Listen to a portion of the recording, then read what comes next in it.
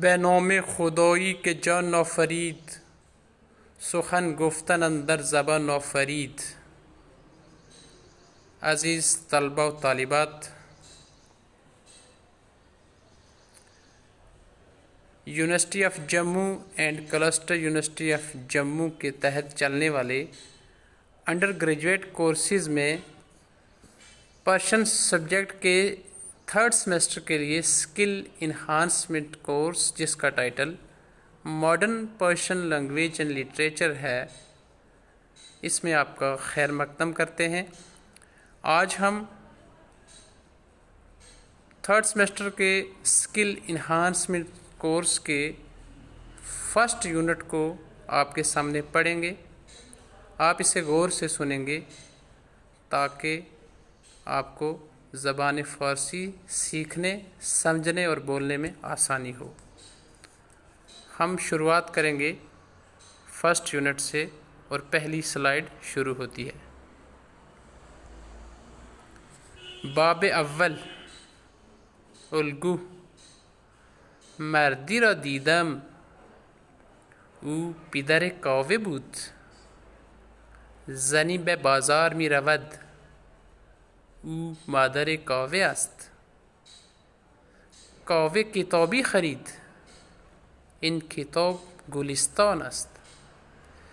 میدادی روی میز است، این میداد جاله است.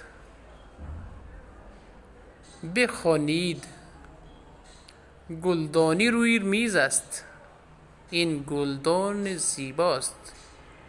گلدانی روی میز است، این گلدان زیباست. سارا دامنی دارد، دامن سارا سیاه است. پسری به مدرسه می رود، او کاوه است. من لیوانی دارم، لیوان من در آشپزخانه است. جاله عروسکی به سارا داد، سارا این عروسک را به خانه برد. تمرین: با توجه به جمله دوم جای خالی جمله اول را پر کنید. یعنی आपने खाली जगहों को पुर करना है तवज्जो रखते हुए दूसरे जुमले पर। जैसे पहले डैश दी गई हुई है, खत तीरे यानी जॉय खाली, रूए मीज़ است यानी डैश रूए मीज़ است, इन दफ्तर सफ़ीद است। यानी आपको चाहिए है आप लिखें दूसरे जुमले पे तवज्जो रखते हुए कि दफ्तर रूए मीज़ است, इन दफ्तर सफ़ीद است। همینطور کاوه دش خرید، پیراهن کاوه قشنگ بود. دش به کارخانه می رود، این مرد پرویز است. دش در آشپزخانه است، این لیوان خالی است. من دش را می بینم، این دختر جاله است. الگو: کتاب جمع یه برابر کتابی. کتاب پلس یه، خانه پلس یه، خانه ای. همینطور مدرسه ای، آقایی، انشایی. بخوانید، کارخانه، کارخانه ای. پرویز کارخانه ای دارد. پرنده، پرنده ای، پرنده ای در آسمان است. مدرسه، مدرسه ای، در این خیابان مدرسه ای است. خانه، خانه ای، آنها خانه ای خریدند. نامه، نامه ای، کاوه نامه ای نوشت. تمرین: با توجه به جمله دوم جای خالی جمله اول را پر کنید. جالب سارا دشت داد. شانه او قشنگ بود. من در این خیابان دشت را میبینم. دشت میبینم. من در این خیابان دشت میبینم. جالب این مدرسه میرود. دیروز پرویز دشت خرید. من این کتاب را از او گرفتم. دشت در آسمان است. تو آن ستاره را میبینی؟ من دشت را در خیابان دیدم. این مرد پدر کاوه بود. next slide. الگو کردن ریشه خال کن. ریشه گذشته کرد. گوش کردن. گوش کن. گوش کرد. خرید کردن. خرید کن. خرید کرد. بخوانید. من به رادیو گوش میکنم. ما در تهران زندگی میکنیم. تو با قهوه صحبت میکنی. شما از بازار خرید میکنید. او در پارک گردش میکند. آنها در کارخانه کار میکنند. تمرین. جمله های زیر مانند مثال تغییر دهید. امروز آنها خرید میکنند. دیروز آنها خرید کردند. امروز سارا با جالس صحبت میکند. امشب تو به رادیو گوش میکنی. next slide. بخوانید. آیا این صندلی است؟ آیا این صندلی بزرگی است؟ آیا این کتاب است؟ آیا این کتاب کوچکی است؟ آیا آنجا کتاب خانه است؟ آیا آنجا کتاب خانه بزرگی است؟ آیا آنجا پارک است؟ آیا آنجا پارک زیبایی است؟ آیا او بازرگان است؟ آیا او بازرگان زیرکی است؟ جمله های زیر مانند مثال تغییر دهید. من نامه کوتاه نوشتم. من نامه کوتاهی نوشتم. من دانش آموز باهوش را دیدم. گلدان زیبا روی میز است. پرستار جوان از بیمارستان آمد. صندلی بزرگ در اتاق است. آنها خانه نو خریدند. الگو کردن ریشه حال کن. ریشه گذشته کرد. گوش کردن. گوش کن. گوش کرد. خرید کردن. خرید کن. خرید کرد. بخوانید. من به رادیو گوش میکنم.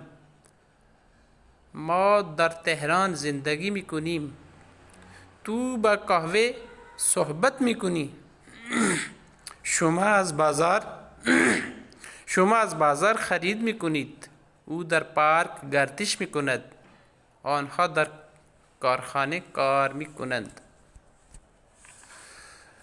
next slide. تمرین. جمله های زیر مانند مثال تغییر دهید. امروز آنها خرید میکنند. دیروز آنها خرید کردند. امروز سارا با جالس صحبت میکند. امشب تو به رادیو گوش میکنی. امروز بچه ها در پارک گردش میکنند. امروز من خرید میکنم. امروز ما در تهران گردش میکنیم. فعل های زیر را به زمان حال بنویسید. تو به رادیو گوش کردی. شما در چین زندگی کردید. من در پارک گردش کردم. ما به رادیو گوش کردیم. مردها از بازار خرید کردند. next slide. به سوال های زیر پاسخ بدهید. آیا من در پارک گردش کردم؟ आपने जवाब देना है बाले تو در پارک گردش کردی؟ آیا شما در تهران زندگی میکنید؟ आपने कहना है बाले ما डैश डैश आपने खुद भरनी है. آیا ما با شما صحبت کردیم؟ بله شما डैश. آیا پرویز با بهرام صحبت میکند؟ بله پرویز डैश. آیا آنها از بازار خرید کردند؟ بله آنها डैश. دیکته و رسم الخط، غذا، خار، غاز، غم، غمگین، باغچه، باغبان، کلاغ، مرغ، شلوغ، مغازه، شغل، شغال، جغد، تغییر، تیغ، جیغ. Next slide. متن یعنی تکست. دو دوست، چهار دوست. هر روز صبح کاوه و دارا با همدیگر به مدرسه می روند. کاوه همیشه ساعت 7 منتظر دارا می ایستد. آنها با یکدیگر به ایستگاه اتوبوس می روند زیرا مدرسه آنها دور است. کاوه و دارا در مدرسه با دوستهای خود سلام و احوال پرسی می کنند. ساعت 8 زنگ مدرسه می خورد و همه بچه ها به کلاس درس می روند. جاله و سارا نیز با همدیگر به مدرسه می روند. آنها پیاده به مدرسه می روند زیرا مدرسه آنها نزدیک است. زنگ مدرسه جاله و سارا هم ساعت 8 می خورد. آنها با دوستهای خود به کلاس می روند. کاوه و دارا دانش آموزهای باهوشی هستند. آنها درس و مدرسه خود را دوست دارند. جاله و سارا دانش آموزهای زیرکی هستند. آنها معلم و درسهای خود را دوست دارند. به سوالهای زیر جواب دهید. هر روز صبح کاوه و دارا کجا می روند؟ کاوه چه ساعتی منتظر دارا می ایستد؟ چرا کاوه و دارا به ایستگاه اتوبوس می روند؟ کاوه و دارا در مدرسه چه کار می کنند؟ زنگ مدرسه چه ساعتی می خورد؟ Next slide. आदात 1 2 3 4 5 6 7 8 9 10 11 12 13 14 15 16 17 18 19 20. الگو: کتاب من، کتابم، کتاب ما، کتاب من، کتاب تو، کتابت، کتاب شما، کتابتان، کتاب او، کتابش، کتاب آنها، کتابشان. بخوانید. کتاب من روی میز است یا کتابم روی میز است. مداد تو در کیف است، مدادت در کیف است. پدر او در کارخانه است، پدرش در کارخانه است. استاد ما در کلاس است، استاد من در کلاس است. مادر شما در خانه است، مادر تن در خانه است. اتاق آنها مرتب است، اتاقشان مرتب است. تمرین: کلمه های زیر را در جاهای خالی بگذارید. درسش: کلاست، استاد من، دفترم، اتاقتان، شهرشان. تو در دش هستی. جال دش را نخواند. ما دش را در خیابان دیدیم. آنها به دش می روند. من دش را به تو دادم. شما دش را مرتب کردید. متن: باران. هوا خیلی سرد بود. آسمان ابری بود. بعد تندی می وزید. کاوه و بهرام از مدرسه می آمدند. آنها به خانه می رفتند. آنها از سرما می لرزیدند. بهرام گفت الان باران می آید. ناگهان باران شدیدی گرفت. قطره های باران به سرعت فرود می آمدند. کاوه و بهرام خیس آب شدند. مردی کنار خیابان بود. او چتر بزرگی داشت. او منتظر تاکسی بود. کاوه و بهرام زیر چتر آن مرد رفتند. به زودی یک تاکسی رسید. آنها سوار شدند. راننده گفت باران خیلی شدیدی میبارد. بهرام جواب داد امشب من منتظر برف هستم چون هوا خیلی سرد است. کاوه گفت جانومی جان، من برف را خیلی دوست دارم. از الان خودم را برای برف بازی آماده می کنم. به سوال های زیر جواب دهید. آیا هوا سرد بود؟ آیا آسمان ابری بود؟ کاوه و بهرام از کجا می آمدند؟ چرا کاوه و بهرام می لرزیدند؟ چرا کاوه و بهرام خیس آب شدند؟ next slide. جمله های زیر مرتب کنید. در خیابان تو پدرم را دیدی دیروز. روی میز ما کتابتان را میگذاریم و جاله بودن در خانه کاوه. کار میکردند در کارخانه هر روز کارگرها. نام من برای دوستم نوشتم دیروز.